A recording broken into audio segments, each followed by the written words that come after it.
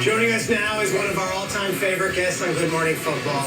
She is a Grammy winner, she's an Oscar winner, and most importantly, she's a Chiefs fan through and through. Ladies and gentlemen, no further announcements needed because she is a day one Good Morning Football. Yes. The great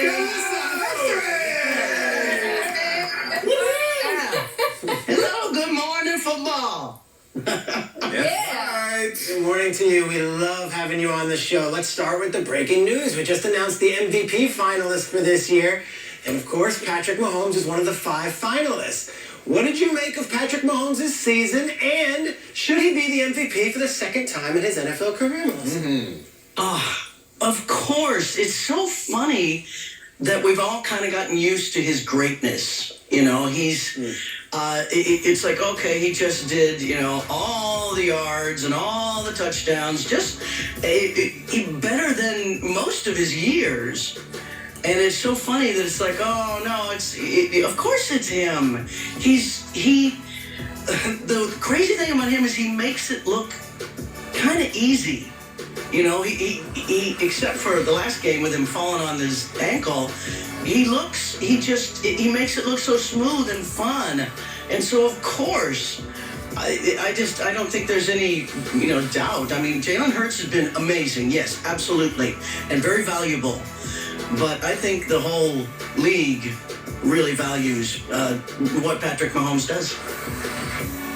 Yeah, you're right when you said that. I've had to play against that guy. It's not so fun when you're on the opposite side. And I just want to say I'm excited to be able to talk to you because this week, when everybody heard the news that you were coming on the show, the excitement around the show, everybody to have you on has just been amazing, been awesome. And you talked about Patrick Mahomes going down with the ankle injury, but they still pulled off the win, were able to take down the Jags at home. I want to know, where were you watching the game? What was the experience like watching your Chiefs punch their ticket to another AFC Championship game? I can't, unless a lot of people, football fans know what it's like for their team not to win year after year after year after year after year after year after year. And for 50 years sorry, Vikings fans, but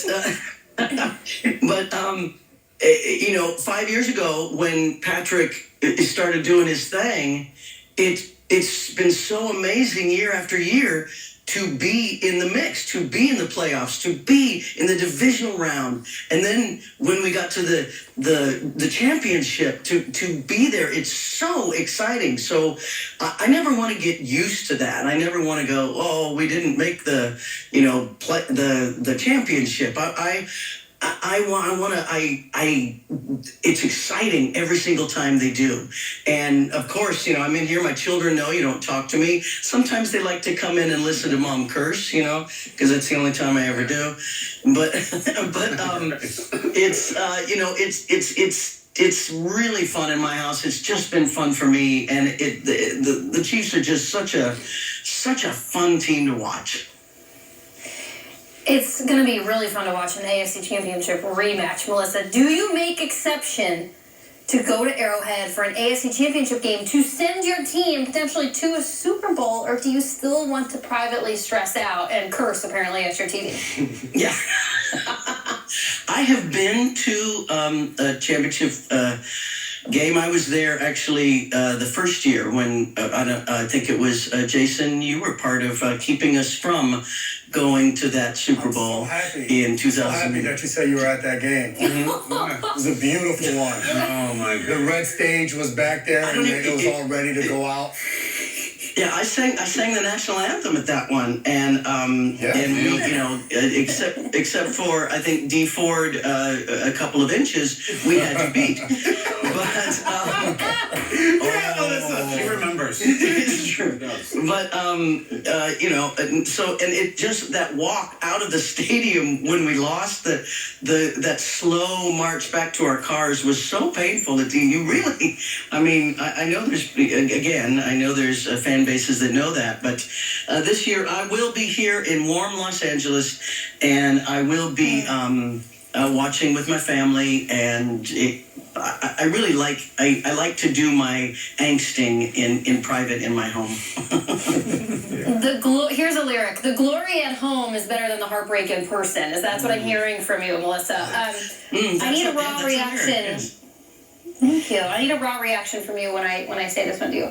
It's bubbled to the surface now that some people are calling it Burrowhead Stadium. What are your thoughts? Ouch! That is so dangerous for them. That is so. That's so. Well, you saw what happened when Trevor Lawrence was like, I don't know if it's going to be as loud as the Jaguars Stadium. When he saw the very first play, the very, very first play that he had the ball, he's like going, I can't, it's so loud in the stadium. We take everything very personally, and to say, I can't even say that. I can't even say what they've been saying. And, go right ahead, you guys. Go right ahead. There's nothing like firing up Arrowhead Stadium. It's just not. All right, so Melissa, what's going to be the better Super Bowl matchup? Is it Bengals-Niners or Bengals-Eagles? Here we go. Kyle, I love that I've known you so long. I know. It's like every year I go on, I say, but Kyle, you know what? Eagles or 49ers, that's going to be a good game too. Eagles or 49ers. I think it'd be nice to see the Eagles because we've seen the 49ers, so I think it'd be nice to see the Eagles. That'd be a nice Eagles. That'd be nice colors and everything. Eagles, Chiefs, Oh yeah. Merry Christmas Eve. Eagles Chiefs would be great. Let me give you something fun here, Melissa. Week 18, Chiefs Raiders. The Chiefs are slapping around the Raiders like usual. The game didn't matter much, but we were still treated to one of the strangest, most eccentric trick plays that old Andy Reid has ever drawn up. It's the ring around the rosy play. Melissa, your thoughts? No, it's the snow globe. That is not ring around the rosy. That is a worked out play, and what that showed us is our team has joy in what they're doing. And come on, that's awesome.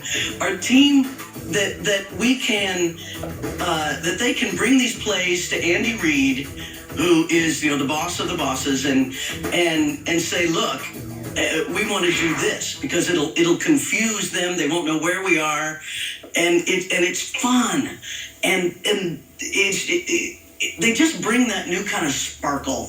And I know some people were like, oh, that's, but it's fun. It's fun. And I love football being fun. Yeah. And we need some of that. I imagine, listen, you're at the end of a long tour maybe, and you've seen a million faces, and you rock them all. And maybe one night you do a different version of the song, or you slow it down, or you speed it up. Like, that's kind of what they're doing. They've been at this years now. They need to trick out the song list a little bit, right? You have to make it fun. You have to make it enjoyable. You have to, enjoy yourself, or else it becomes work, and you don't want it to become work. You want it to be joy. Mm-hmm. Melissa, we love having you on the show. Take us real quick through your Chiefs fandom, where it started, and why you are someone who lives and breathes Chiefs every single day, even in the off season. Yeah, my people ask me that because I during the playoffs, each time we win a game, I fly a flag in my front yard. And, so the neighbors walk by and they go, KC, why? I was like, I was born in Leavenworth, Kansas, born and raised in Kansas. My father was a high school basketball coach, sports athletic director, and he loved football. And he came from St. Louis, but when he moved to Leavenworth, he became, in the early 60s, when the team came to Kansas City, he became a Kansas City Chiefs fan. And I remember the 1970 Lenny Dawson, Bobby Bell. I remember that Super Bowl in 1970 when we beat the Vikings. And the last time that they were in the Super Bowl.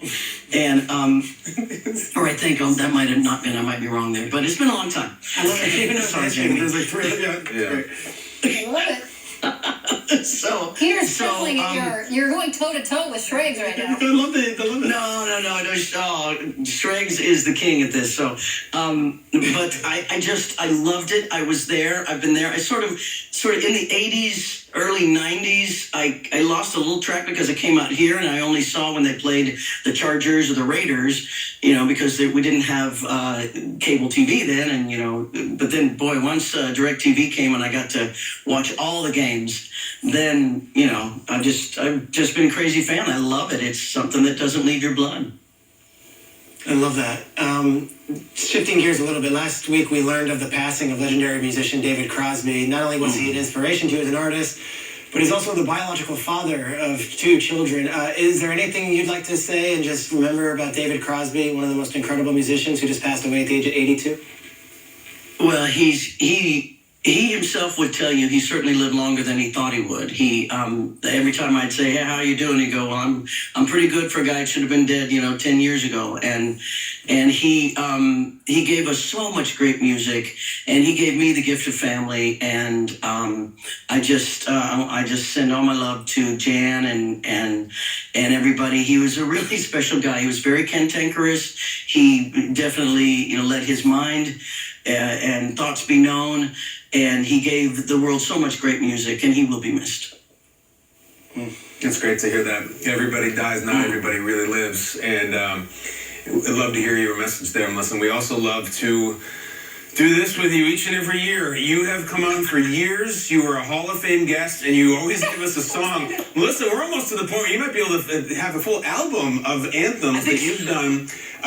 We're going to turn the microphone and the floor over to you. You might have a new song for us. If you do, let's rock. I do.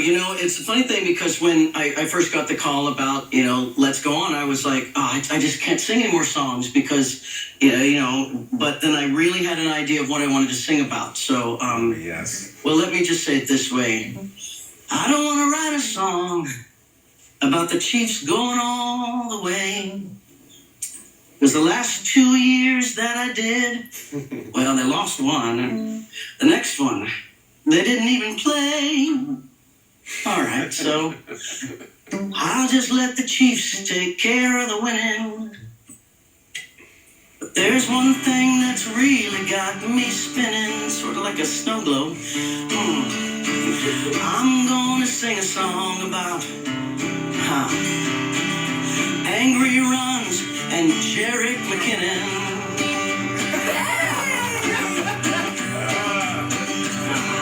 Well, he's the one that gets it done. How about that block on Olicon? He does more than push and shove. Come on, Kyle, let's show him some love. You know that he looks so good in that Scepter's glow. And don't even get me started on Pacheco.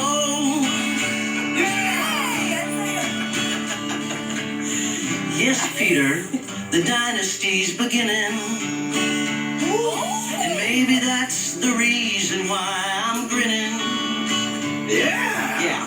I'll let my Chiefs take care of the winning. Come on, guys, let's get it done. You even gave one to Shaq. No. Oh, here you go. Come on, guys, let's get it done. You even gave one to Shaq and Kenny Smith one. It's time to give an angry run to Jerick McKinnon. Yeah! Melissa deserves it. Yeah. You know what? And Melissa's got her guitar. Melissa, this is the scepter right here. Before we send one to Jet or Pacheco, we're sending one to you right now. Yeah. You're getting the scepter. We're sending it that way. Watch the mail. For angry songs. Coming. Angry songs. Yes, Melissa. Oh, yeah. We're sending it. What an honor. A huge honor. What an honor. Huge honor. I'm kidding. Wow. That's so cool. What a great track. I'm in awe. So am I. Amazing. So am I. You're the best. We love you. We thank you. Oh, you We're guys. rooting for the Chiefs on your behalf. Go do it. Let's go do it. Thanks, guys. Nice to meet you, Jamie and Jason. You're doing Yeah, awesome. you too, Melissa. Thank Fantastic. you. They are? Thank you. They are. All right. That's a legend. Go Chiefs. We love you, Melissa. Melissa, we love you. Thank you. See you later. Oh, my gosh. That's the best. There's a song about Jerick McKinnon. Old